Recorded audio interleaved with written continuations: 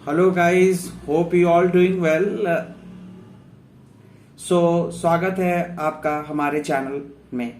आज हम बात करेंगे हाइब्रिडाइजेशन, जो एक बहुत ही इंपॉर्टेंट टॉपिक होता है केमिस्ट्री में। जो आप कोई भी state engineering exam, medical exam, NEET दो, आईआईटी के एग्जाम दो, जेई दो, कोई भी स्टेट इंजीनियरिंग एग्जाम दो, उसमें ये क्वेश्चन फिक्स होता है कि हाइब्रिडाइजेशन से रिलेटेड एक क्वेश्चन आता है। तो सबसे पहले हम बात करते हैं कि हाइब्रिडाइजेशन निकालते कैसे हैं।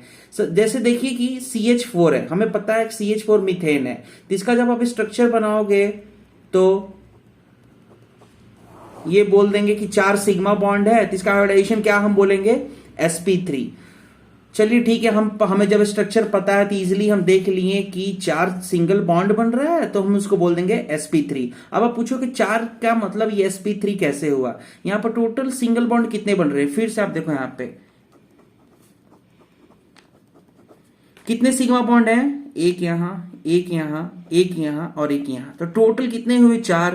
तो यहां पर आपको दिख रहा होगा s का 1 ऑर्बिटल है और p का 3 ऑर्बिटल है, तो 1 + 3 मिला दिए तो 4 हो गया, तो 4 सिग्मा बॉन्ड होता है, तो sp3। जैसे मैं यहां पे आपको एक लिखता हूं, जब 2 होता है तो उसको बोला जाता है sp, क्योंकि यहां पे एक s है, एक p है। जब 3 होता है तो एक s 2 p हो जाएगा।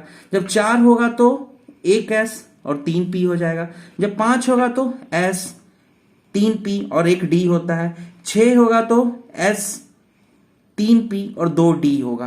तो सबसे पहले आपको याद रखना होगा कि जो वैल्यू आता है उसके कोरस्पॉन्डिंग हाइब्रिडाइजेशन कितना होता है। अब जैसे मैं आपको हर एक इन सभी वैल्यू के कोरस्पॉन्डिंग एक एक कंपाउंड बताऊंगा और उसके शॉर्ट ट्रिक्स बताऊंगा कि कैसे निकालते हैं। जैसे sp है, तो जैसे मैं यहां पर बोल दूं आपको, जैसे आपने नाम सुना होगा C2H2, है ना। C2H2 को क्या बोला जाता है, C2H2 को इथाइन। तो जब इसका आप स्ट्रक्चर बनाओगे तो आप देखोगे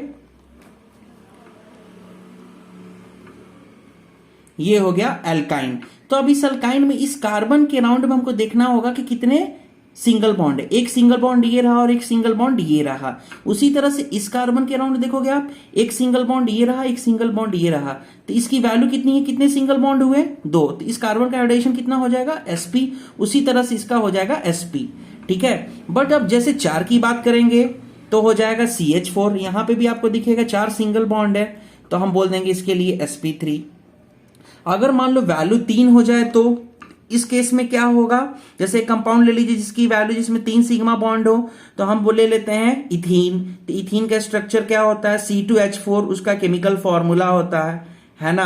तो इसमें आप देखोगे कार्बन के राउंड कितने सिंगल बॉन्ड है, एक यहां, एक यहां, एक यहां, तो क्या हो जाएगा इसकी हाइब्रिडाइजेशन, sp2 हो जाएगा। ये सब मतलब यहां पे दिखाना है, ठीक है। तो ये तो कार्बन के जैसे हाइब्रिडेशन निकालना होगा ऑर्गेनिक कंपाउंड्स में, तो ये वर्क करेगा। अगर सपोज फॉर एग्जांपल हम जैसे कोई बड़ा कंपाउंड ले लेते हैं, जैसे फॉर एग्जांपल आप मान लो IF5, तब IF5 का हमें हाइब्रिडेशन निकालना, तो ये तो बहुत ही कठिन हो गया। तो इसको निकालने के लिए क्या आप करेंगे, तो ये देखिए इसका ट्रिक क्या होता है। तो सबसे पहले IF5 में हमें देखना होगा कि सेंट्रल एटम क्या है। तो सेंट्रल एटम का जो वैलेंस इलेक्ट्रॉन होगा हमें लिखना होगा। तो सेंट्रल एटम यहाँ पे आयोडीन है, और आयोडीन आपको पता है कि ग्रुप 17 का है। ग्रुप 17 का वैलेंस इलेक्ट्रॉन कितना होता है, 7 होता है। ये सब चीजें आपको एकदम आनी चाहिए। और फिर उसके बाद हमें देखना है कि सराउंडिंग एटम्स कितने हैं। सराउंडिंग एटम्स कितने हैं, और भी मोनोवैलेंट, तो वो है 5, वो जोड़ देंगे। 7 + 5 आप जोड़ोगे तो कितना होगा, 12। अब 12 को फिर 2 से डिवाइड कर दोगे तो क्या हो जाएगा, 6। तो और 6 के कोरस्पॉन्डिंग हमने यहां पे बताया हुआ है, उसकी वैल्यू क्या होती है, sp3d2। तो sp3d2 ये इसका आंसर हो जाएगा। ये IIT का क्वेश्चन है। ये इस टाइप के ट्रिक्स अगर आपको पता है तो आपको कम टाइम में आपको मिल जाएगा। और आपको पता है कि कॉम्पिटिटिव एग्जाम में ये छोटे छोटे क्वेश्चन कितने इंपॉर्टेंट होते हैं। जैसे मैं आपको एक एग्जांपल दे रहा हूं। सपोज फॉर एग्जांपल में अगर मैं यहाँ पे NH3 लिखता हूं, ये बहुत ही फेमस कंपाउंड है NH3।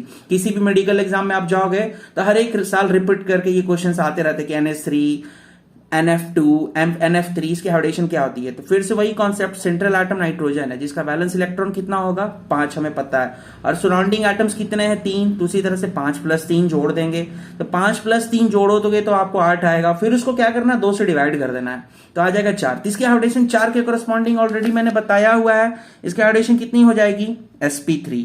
तो ये आपको जो ये टेबल दिख रहा है ना, ये टेबल आपको आनी चाहिए सबसे पहले, ठीक है। इस टेबल आता है तो उस कॉरस्पॉन्डिंग की जो मैं ट्रिक्स बता रहा हूं कि सेंट्रल एटम को ऐड कर, सेंट्रल एटम का balance electron plus surrounding atoms को ऐड करके 2 से डिवाइड करो और जो भी वैल्यू आता है उसको टेबल के कॉरस्पॉन्डिंगली मैच करो, वो उसकी वैल्यू हो जाएगा। अब जैसे मैं आपको प्रैक्टिस के लिए यहाँ पे 5 क्वेश्चन दे रहा हूं, प्लीज इसको आप करिए और आपकी डाउट्स क्लियर होगा। I3 minus, NO3 minus, NO2 minus, NH4 plus, ये सारे क्वेश्चन को आप बनाने का कोशिश करो इसी ट्रिक पे, ठीक है। सेम ट्रिक आपको यहां पे अप्लाई करना है, central atom plus balance electron का कॉन्सेप्ट अप्लाई करो और सारे का आंसर प्लीज मैं आशा करता हूं आप लोग कमेंट सेक्शन में बताइए प्लीज, ये आप लोगों को बहुत हेल्पफुल होगा। और कोशिश करिए इस ट्रिक्स को ज्यादा से ज्यादा तक लोगों को पहचाने के लिए कि उन्हें भी मदद मिले, और किसी भी कॉम्पिटिटिव एग्जाम में दोस्तों ये जरूर आएगा। ये सब चीजें याद रखिए। केमिस्ट्री के कुछ टॉपिक्स होते हैं जो बहुत ही फेमस होते हैं, हाइब्रिडाइजेशन है ना, ये सब चीज याद रखना। हाइब्रिडाइजेशन हुआ, एमओटी हुआ, ये सब टॉपिक फिक्स होता है कि कोई भी आप एग्जाम देने जाओ वहां पे आएगा, ठीक है।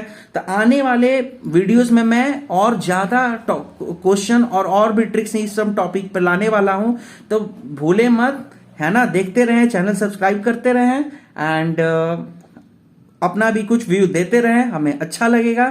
Thank you for watching, have a nice day, good night.